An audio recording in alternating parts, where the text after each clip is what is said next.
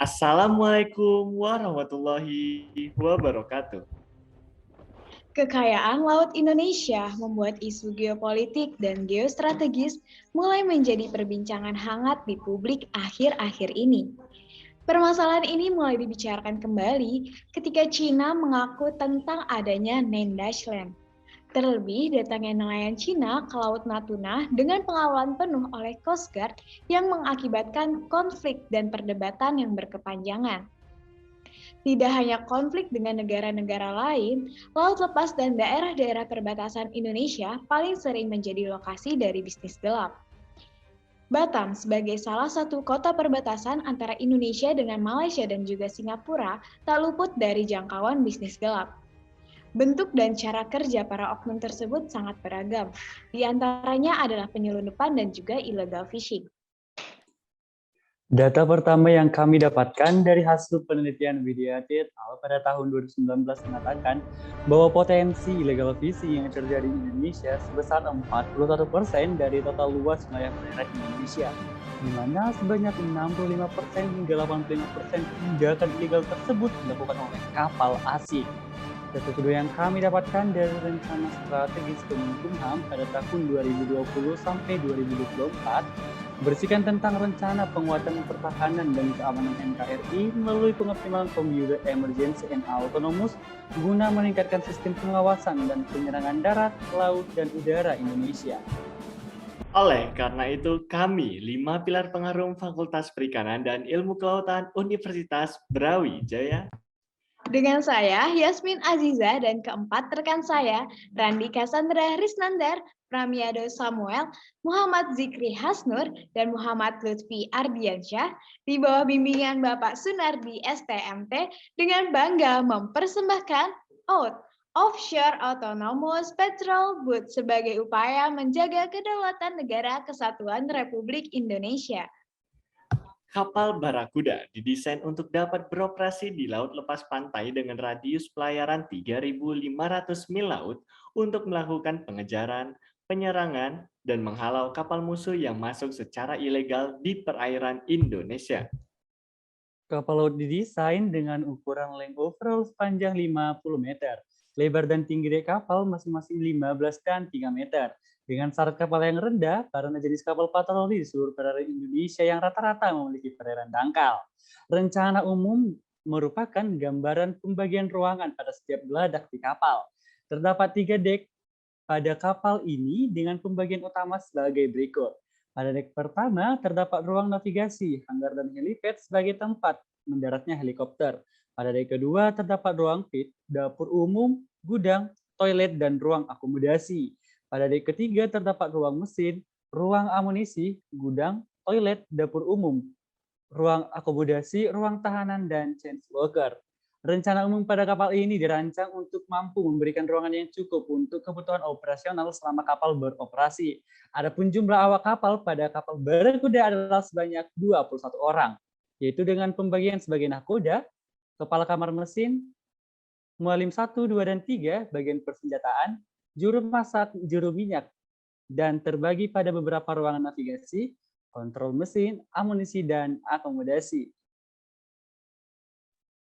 Berikut merupakan perhitungan dan desain lifespan dari kapal Barakuda yang ditinjau dari sisi melintang, vertikal, dan juga horizontal.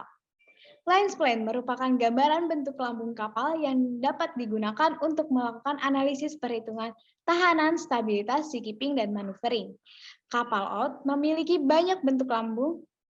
Kapal planning trimaran dengan keunggulan utama adalah kestabilan dan akan memberikan ruang geladak yang lebih lebar dan luas sehingga dapat memudahkan dan penempatan muatan yang membutuhkan space yang terlalu banyak. Perancangan suatu kapal dapat dikatakan layak dan aman apabila kapal tersebut memiliki maneuvering dan seakeeping yang optimal, tingkat kestabilan yang tinggi, dan kemampuan olah gerak manuver yang baik. Kemudian kami telah melakukan pengujian olah gerak kapal atau skipping yang dilakukan dengan 2 analisa, yaitu analisa RAO dan NSI. Analisa RAO saat kapal melaju dengan kecepatan 0 dan 30 knot serta tinggi gelombang 1, 2, dan 4 meter dengan menggunakan sudut datang gelombang 90 dan 180 derajat.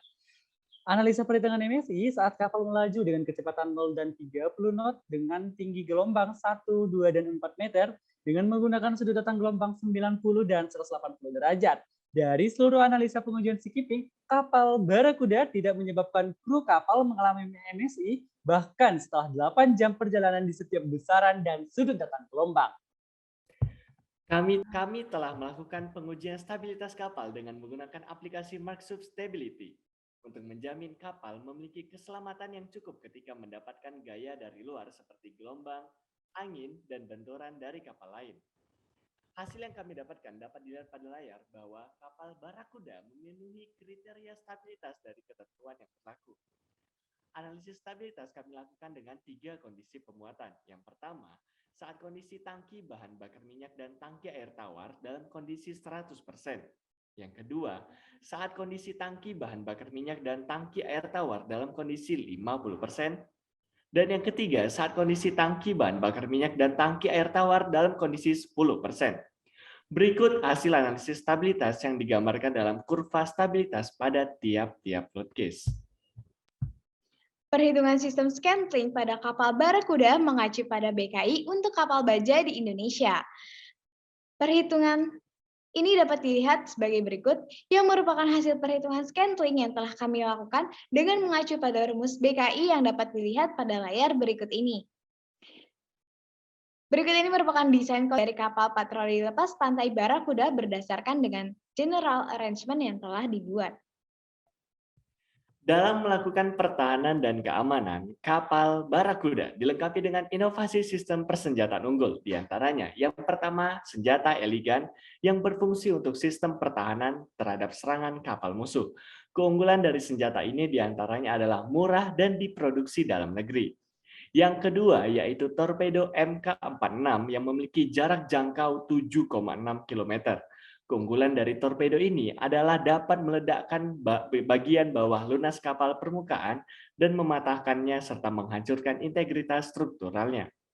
Yang ketiga yaitu senjata MK110 57 mm yang memiliki keunggulan yaitu tingkat tembakan yang tinggi dengan akurasi ekstrim terhadap ancaman permukaan. Dan yang terakhir yaitu senjata Raytheon Siren yang memiliki jarak jangkau maksimal sejauh 6,2 mil dan memiliki keunggulan yaitu akurasi dan kelincahan serta sensor pencarian dan pelacakan yang beresolusi tinggi. Dapat dilihat, berikut ini merupakan ruang mesin pada kapal Barakuda, di mana terdapat 2 mesin diesel yang diletakkan sistem dek kapal. Untuk sistem propulsi yang digunakan pada kapal Barakuda adalah water jet yang bertujuan untuk dapat kapal bergerak dengan konstan. Untuk mencapai kecepatan penuh yaitu 30 knot diperlukan power sebesar 260 kW sehingga mesin yang dipilih adalah mesin dengan daya 1600 kW yang dimana mesin ini adalah mesin TBD 620 V16 motors. Berikut dapat dilihat pada layar merupakan desain tampak keluar dari kapal OUT. Terlihat senjata MK110, radar MK46, perahu sekoci, senjata Elegant, serta kincir angin sebagai sumber energi listrik cadangan. Berikut merupakan desain tampak dalam dari kapal OUT. Terlihat ruang navigasi sebagai tempat kemudi kapal, hanggar sebagai tempat penyimpanan helikopter, dan lain-lain. Berikut merupakan gambaran saat kapal OUT melakukan pengawasan dan pengejaran terhadap kapal yang dicurigai telah melakukan pelanggaran di wilayah yurisdiksi perairan Indonesia.